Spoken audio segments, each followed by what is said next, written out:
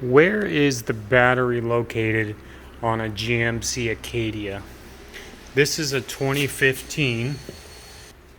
So on the passenger rear seat, you have this carpet here. You go ahead and flip that up. You have this plastic piece here. Go ahead and pull that up. Go ahead and grab you a T20.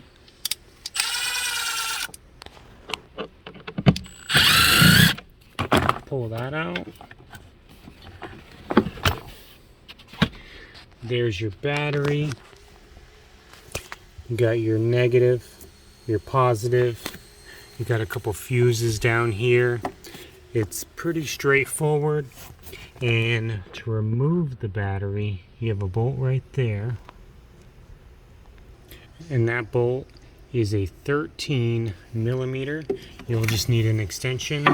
You go down there, get your drill or your ratchet, pull that right up, and your battery will come right out. They should even have a nice handy handle on it, which makes it a lot easier. So that, my friends, is how you find the battery on a 2015 GMC ACADIA.